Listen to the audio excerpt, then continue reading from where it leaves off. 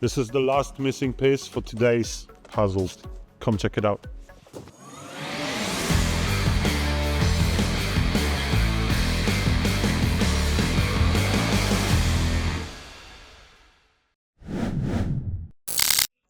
Hey guys, I'm Matt, Offroad Extras, and I'm here at Extreme Car Service with that last piece of a puzzle. Adam inside has been finishing that JK we're going to be talking about today. I want to say thank you to Adam because he's been doing a really good job with setting up the suspension on this vehicle. And you know, he's been on the market for many years. He's been doing Wranglers, Jeeps. He's been eating them for breakfast. Come have a look how he's doing.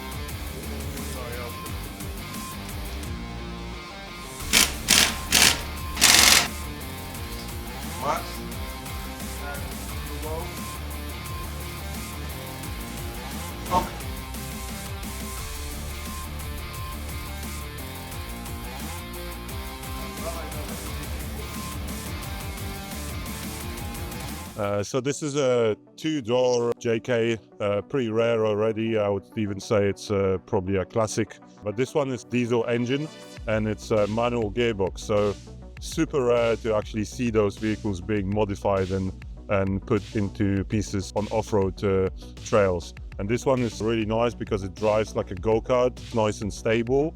And then you still have 35-inch wheels and by the one switch of a adjuster you can actually turn it into a off-road beast. So this one received a Clayton 3.5-inch lift kit on Falcon shocks and 35-inch open country Toyo tires on fuel rims. It makes it look really good, but it's also driving amazingly both on-road and off-road. Have a look at what actually makes this vehicle drive so well. So Falcon Series 3 have quite a lot of adjustment. First of all, there's a big red knob and you can set it up on fully open, which is quite nice and soft. There's a middle position and the closed one. The closed one is going to be the firmest. It's good for the street riding. And in the middle one, you've got it's a so-called custom, and then you can adjust the middle one in 8 different steps. So it's actually gets you from the softest to the firmest in 8 different steps, and you can keep that adjusted the way you like and just use the red knob for convenience for being you know, quite fast, because you got to do this on every single shock on the vehicle. There's also adjustment on the bottom where you can change the position on the shaft, and that makes it soft or cold. They call it cold because it's got to be used when it's cold outside, or firm. At the moment this is adjusted for the firm position, and it's still nice and squishy, forgives pretty much everything, but you still get quite a lot of feedback from the road. So for the rubbers, we have probably one of the nicest choice you can actually get. It's a Toyo Open Country MT 35 by 12.5 inch, and on 18-inch fuel wheel. This is 9-inch wide, -18 offset. Under the wheel you can see a big brake kit from Teraflex, because you got to have a little bit more powerful stoppers to stop those big rubbers. So to keep this vehicle drivable, as nice as it is right now, basic stuff is adjustability on all the suspension parts. And in here we've got a Clayton Premium, and we've got adjustable end links for the sway bar, front and back. We've got adjustable panhard rod front and back, adjustable upper and lower control arms, also front and back. So full set of Clayton Premium. This is the most important ingredient if you want your vehicle to drive like this one. Like I said, like a go-kart on the road and a beast off-road. So at the front you can see the whole new axle assembly from Teraflex. This one is Terra 44, matches the rear Rubicon Dana 44 that is mounted on this vehicle in the back. And as you can see, there's some tire rods and from Teraflex heavy duty, and to stop those things from wobbling around, you can see the Fox ATS shocks. Actually makes this vehicle drive like it's just a normal passenger car.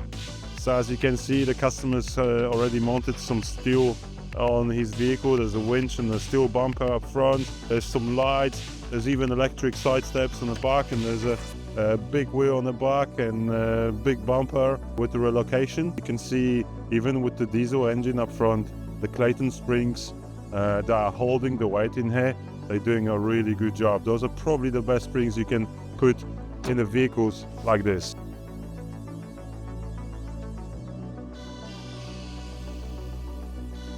The Wrangler JK, especially two-door, it's inside is really tight. There's not much space, so the switches went to the A pillar in here.